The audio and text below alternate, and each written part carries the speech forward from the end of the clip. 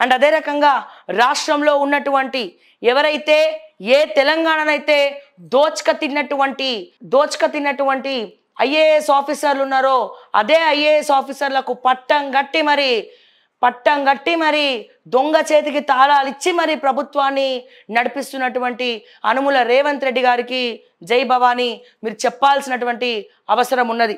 సోమేష్ కుమార్ గారిని ఏం చేశారు?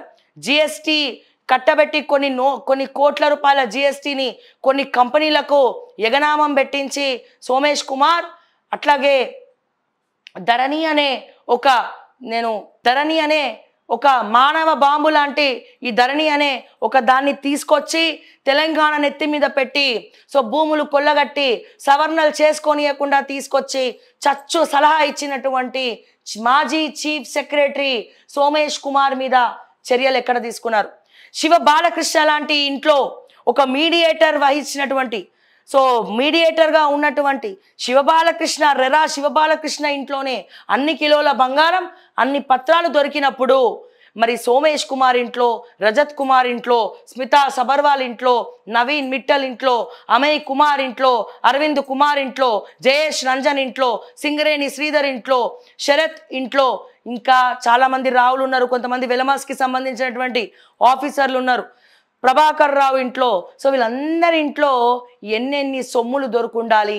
నిజంగా నీతిగా నిజాయితీగా ధర్మం పాటిస్తూ ఎవరైతే తప్పులు చేశారో వాళ్ళని జైలుకి పంపిస్తామన్నటువంటి రేవంత్ రెడ్డి గారు ఆత్మ పరిశీలన చేసుకోవాలి. యాచారం భూములో ఎక్స్క్లూజివ్గా యాచారంలో సోమేష్ కుమార్ భార్య పేరు మీద ఉన్నటువంటి జ్ఞానముద్ర పేరు మీద ఉన్నటువంటి కొన్ని ఎకరాల భూమిని అక్కడ అగ్రికల్చర్ చేయడం రాదు, ఏం రాదు, అది బీడు భూమి అది. అటువంటి భూమికి కూడా ధరణి మేము వెళ్ళి ఎపిసోడ్ చేశాము. రైతు బంధు కూడా పడి ఐఏఎస్ ఆఫీసర్లు రైతు బంధు తీసుకున్నారు అంటే మీరు ఆలోచించండి వాళ్ళు ఎంత ద్రోహం చేశారు తెలంగాణకి. ఇక్కడ నవీన్ మిట్టల్ ఇక్కడ ఆస్తులని కూడా కుళ్ళగొట్టి ఇవన్నీ కూడా పేపర్లలో రావండి. ఆస్తులని కూడా ఇదే నవీన్ మిట్టల్ యూనివర్సిటీల పేరుతో అక్కడ ఉన్నటువంటి ఆయనకి నార్త్లో ఉన్నటువంటి ఏవైతే యూనివర్సిటీలు ఉన్నాయో ఇక్కడ ఉన్నటువంటి ఆస్తులని కుళ్ళగొట్టి యూనివర్సిటీలో పెట్టుబడులు పెడుతున్నారు, షాపింగ్ మాల్స్ కడుతున్నారు. ఇదే సోమేష్ కుమార్కి బీహార్లో షాపింగ్ మాల్స్ ఉన్నాయి, మల్టీప్లెక్స్లు ఉన్నాయి. ఇదే నవీన్ మిట్టల్కి మరి అక్కడ యూనివర్సిటీ వెళ్ళి చూపించమంటే కూడా నేను చూపించగల ధైర్యం నాకున్నది. ఓకే, అక్కడికి వెళ్ళి మరి ఆస్తులని అడిగితే మా అత్తగారు ఆస్తులు, మా మామగారు ఆస్తులు బై గోల్డెన్ స్పూన్ అంటారు. నేను ఇదే అడుగుతున్నా, నవీన్ మిట్టల్ భార్యకు బట్టి విక్రమార్క గారి భార్యకు సంబంధం ఏంటి? వీళ్ళిద్దరికి ప్రజాభవన్లో సంబంధం ఏంటి? ఇద్దరు కలిసి దందాలు చేయడము, షేర్లు పంచుకునేటువంటి అవసరం ఏముంది అని చెప్పి నేను మరొక్కసారి ఈ సందర్భంగా అడుగుతా ఉన్నాం. ఎక్కువ తక్కువ మాట్లాడి డిఫమేషన్ లేస్తే జై భవానీ, వీడియో విజువల్స్ కూడా బయట పెట్టాల్సి ఉంటుంది జై భవానీ అని చెప్పి నేను మరొక్కసారి తెలియజేస్తా ఉన్నా. తప్పు చేసిన వాళ్ళని తుప్పొదిలించాల్సినటువంటి కాంగ్రెస్ ప్రభుత్వం, అక్కర్లేనటువంటి హామీలు ఇచ్చినటువంటి కాంగ్రెస్ ప్రభుత్వం, 6 గ్యారెంటీలు 400కు పైగా హామీలు ఇచ్చినటువంటి కాంగ్రెస్ ప్రభుత్వం, కర్త కర్మ క్రియ సునీల్ కనుగోలు ద్వారా పొలిటికల్ స్ట్రాటజిస్ట్ ద్వారా హామీలు ఇచ్చినటువంటి కాంగ్రెస్ ప్రభుత్వం. రాహుల్ గాంధీ గెలిచిన తర్వాత ఎన్నడన్నా ఒక్కనాడైనా తెలంగాణకు రావడం ఎవరైనా చూసారా? ఇదే యూత్ డిక్లరేషన్ సభ సాక్షిగా ప్రియాంక గాంధీ గారు పదే చెప్పినారు నిరుద్యోగ భృతి ఇస్తామని చెప్పినారు. కానీ నిరుద్యోగ భృతి ఇచ్చినారా? సరే, ఇది నెక్స్ట్ ఫస్ట్ టాపిక్ ఫినిష్ చేస్తా. ఇట్లా ఐఏఎస్ ఆఫీసర్లు ఒక్కొక్కరు 15,000 కోట్లు 20,000 కోట్లకు పరుగులు తీస్తుంటే మీరు చోద్యం చూస్తున్నారా? నేను అడుగుతా ఉన్నా, కేంద్ర ప్రభుత్వాన్ని అడుగుతా ఉన్నా, బండి సంజయ్ గారిని అడుగుతా ఉన్నా, కిషన్ రెడ్డి గారిని అడుగుతా ఉన్నా, ఈ ఐఏఎస్ ఆఫీసర్ల గురించి మీకు తెలుసా అని అడుగుతా ఉన్నా. అండ్ అదే రకంగా వీళ్ళ స్థిరాస్తులు ఎక్కడన్నా నమోదై ఉన్నాయా? కేంద్ర ప్రభుత్వంలో నమోదై ఉన్నాయా? నమోదు ఎక్కడ కూడా కాలేదు వాళ్ళకు ఉన్నటువంటి ఆస్తులు. ఇదే నవీన్ మిట్టల్ భార్య పేరు మీద ఉన్నటువంటి 7 ఎకరాలు అమీన్పూర్ ఎక్కడైతే ఓఆర్ఆర్ ఉందో అక్కడికి పోయి ఎక్స్క్లూజివ్గా ఓకే టీవీ వీడియో చేసుకొచ్చింది. కావాలంటే ఆ ఎపిసోడ్స్ మళ్ళీ పెట్టమంటే మళ్ళీ పెడతా. లింక్స్ పెట్టండి, మళ్ళీ ఇవాళ టెలికాస్ట్ చేయండి.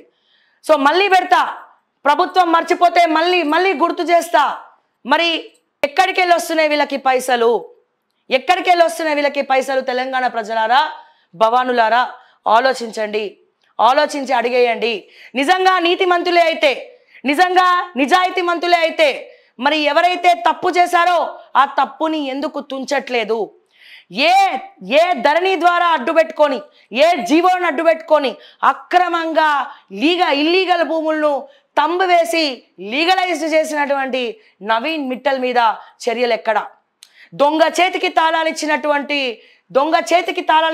ఇచ్చినటువంటి ఈ కాంగ్రెస్ ప్రభుత్వం మరి ఐఏఎస్ ఆఫీసర్ల మీద ఎందుకు చర్యలు తీసుకోవట్లే?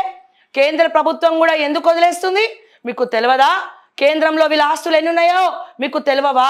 నవీన్ మిట్టల్ అన్న ఎంపీని అడ్డు పెట్టుకొని ఈయన మొత్తం కూడా నన్ను ఎవరు ఏం చేయలేరు అని చెప్పి తిరుగుతూ ఉంటే చోద్యం చూస్తున్నారా కేంద్ర ప్రభుత్వంలో? ఈ నవీన్ మిట్టల్ అన్న ఆమ్ ఆద్మీ పార్టీకి సంబంధించినటువంటి ఒక ఎంపీ. సో అక్కడ లాబింగ్ చేసి అక్కడ మరి ఈయనను కూడా కాపాడే ప్రయత్నం చేస్తూ ఉన్నారు. నేను అడుగుతా ఉన్నా, మరి బీజేపీ ఎందుకు సైలెంట్గా ఉంటుంది? ఈ ఐఏఎస్ ఆఫీసర్ల మీద మీరు ఎందుకు యాక్షన్ తీసుకోవట్లే? కేంద్రంలో ఉన్నటువంటి బీజేపీని అడుగుతా ఉన్నా. అంటే మీరు కూడా వీళ్ళని కాపాడే ప్రయత్నం చేస్తున్నారు. కాంగ్రెస్ ఆల్రెడీ కాపాడుతుంది, మీరు కాపాడే ప్రయత్నం చేస్తున్నారు. ఒక్కొక్కరు ఎన్నెన్ని సూట్ కేసులు తీసుకున్నారు వీళ్ళ దగ్గర నుంచో దయచేసి చెప్పండి. లేదా వీళ్ళ వివరాలన్నీ మీకు కావాలంటే నవీన్ మిట్టల్ చరిత్ర చెప్తా, నేను విత్ డాక్యుమెంట్స్ ఇస్తా. నేను నవీన్ మిట్టల్ డాక్యుమెంట్స్ ఇస్తా, దానకిషోర్ డాక్యుమెంట్స్ ఇస్తా, జయేష్ రంజన్ డాక్యుమెంట్స్ ఇస్తా, అరవింద్ కుమార్ డాక్యుమెంట్స్ ఇస్తా, స్మితా సబర్వాల్ డాక్యుమెంట్స్ ఇస్తా. ఓకే, ఏవేవైతే వీళ్ళవి నమోదు కాలేదో అన్ని డాక్యుమెంట్స్ నేను తెచ్చిస్తా. బహిరంగంగా తెలంగాణ ప్రజల ముందర చెప్తున్నా. కేంద్ర ప్రభుత్వానికి యాక్షన్ తీసుకునే దమ్ము ఉందా అని నేను అడుగుతా ఉన్నా. రాష్ట్ర ప్రభుత్వానికి యాక్షన్ తీసుకునే దమ్ములున్నాయా అని చెప్పి నేను ఈ రోజున జై భవాని అడుగుతా ఉన్నా. సో దయచేసి సమాధానం చెప్పండి. సోమేష్ కుమార్ ఎన్ని ఆస్తులు ఉన్నాయి? ఈ రోజున దుర్గం చెరువు భూముల్లో ఎవరి ఇన్వాల్వ్మెంట్ ఉంది? మాజీ మంత్రి శ్రీనివాస్ గౌడ్కి దుర్గం చెరువుకి సంబంధం ఏంటి? జోగులపల్లి సంతోష్ రావు టానిక్ సంస్థలో జిఎస్టి ఎగ్గొట్టడంలో కీలక పాత్ర పోషించింది ఎవరు? సోమేష్ కుమార్ కాదా? గుండెల మీద చేసుకొని చెప్పమనండి హ్యాపీరావుని, సంతోష్ కుమార్ని చెప్పమనండి. ఇవన్నీ ఎగ్గొట్టింది ఎవరు? ఎవరితో చేయించారు ఇవన్నీ? ఎవరు చేయించారు ఇవన్నీ? మరి ఎవరెవరిని? టానిక్ సంస్థలు ఏమైంది? జిఎస్టి ఎగనమ్మం పెట్టింది, వార్తలు బ్రేకింగ్ న్యూస్లు వచ్చినాయి. తర్వాత ఏమైందండి? గొర్రెల స్కామ్ ఏమైందండి? ఇందులో బహిరంగంగా తలసాని శ్రీనివాస్ యాదవ్ గారు భవానీ ఉన్నట్టు కూడా తెలుస్తోంది కదా. మంత్రి సంతకం లేకుండా ఓఎస్డి ఫైల్ ఎట్లా మూవ్ చేస్తారండి? చిన్న లాజిక్. మరి రేవంత్ రెడ్డి గారికి తెలియదా? మంత్రి సంతకం లేకుండా ఒక ఓఎస్డి ఫైల్ ఎట్లా మూవ్ చేస్తాడు? మరి ఇవన్నీ అడిగేటువంటి బాధ్యత ఏ రాజకీయ నాయకులకు లేవా? ప్రతిపక్షాలు కూడా గమ్మున కూర్చునే కిమ్మనకుండా బీజేపీ ఏమో ఇక్కడ జరిగేది ఒకటి, వాళ్ళు చేసేది ఒకటి. ఎవరికి వాళ్ళే యమునా తీరే. ఎవరిని కాపాడే ప్రయత్నం చేస్తున్నారు? అంటే డబ్బుతో ప్రభుత్వాన్ని నడిపిస్తున్నారా? ఖజానానేమో ఖాళీ అయినాయి. అగో పండగ జరపడానికి పైసలు లేవు అంట. ఉన్న పైసలన్నీ ఎక్కడున్నాయి శ్రావ్య అంటే నవీన్ మిట్టల్ జేబులా, సోమేష్ కుమార్ జేబులా, రజత్ కుమార్ జేబులా, మెగా కృష్ణారెడ్డి జేబులా, వీళ్ళందరి జేబులో ఉన్నాయి. నేను అడుగుతున్నా, మరి బీజేపీ ధర్మం న్యాయం అని మాట్లాడుతుంది కదా కేంద్ర ప్రభుత్వంలో. నేను అడుగుతా ఉన్నా, బండి సంజయ్ గారు మిమ్మల్ని అడుగుతా ఉన్నా, మీరే కదా సహాయక మంత్రి హోమ్ అఫైర్స్, మీరే కదా. నేను అడుగుతా ఉన్నా, యాక్షన్ తీసుకోండి, ఐఏఎస్ల మీద యాక్షన్ తీసుకోండి. మీకు కావాలంటే అన్ని డీటెయిల్స్ నేను తీసుకొచ్చిస్తా. ఎందుకు సైలెంట్గా ఉన్నారు? 30% షేర్ రంగారెడ్డి జిల్లా కలెక్టర్గా ఉన్నప్పుడు అమయ్ కుమార్ 30% ల్యాండ్ వాల్యూలో డబ్బులు కానీ లేకపోతే భూమి కానీ ఇవ్వకపోతే సంతకం పెట్టాడు. నవీన్ మిట్టల్ 40%, 50, అప్పుడు 40 ఉండే, ఇప్పుడు వాళ్ళ భార్య ఏకంగా 50% తీసుకొని పబ్బం గడిపించుకొని బ్లాక్ను కాస్త యూనివర్సిటీలో ఇన్వెస్ట్ చేసి మొత్తం వైట్గా తీర్చిదిద్దుతున్నారు. మరి ఇవన్నీ కూడా ఆలోచించక్కర్లేదా మీరు? అంటే ఎవరి పని వాళ్ళు చేసుకుంటూ పోతే అయిపోయిందా? మీరు రండి, రేవంత్ రెడ్డి గారిని రమ్మనండి, ఓకే టీవీ ఆఫీస్కి రమ్మనండి, మేము ఇస్తాం డాక్యుమెంట్లు.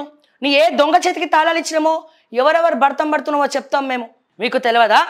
ఆర్టీఐ యాక్ట్లు వేసుకున్నటువంటి, ఆర్టీఐ యాక్ట్లు వేసుకొని అన్ని ఇన్ఫర్మేషన్లు తీసుకున్నటువంటి అనుముల రేవంత్ రెడ్డి గారిని, తెలంగాణ ముఖ్యమంత్రి గారిని అడుగుతున్నా, నవీన్ మిట్టల్ చరిత్ర మీకు తెలియదా?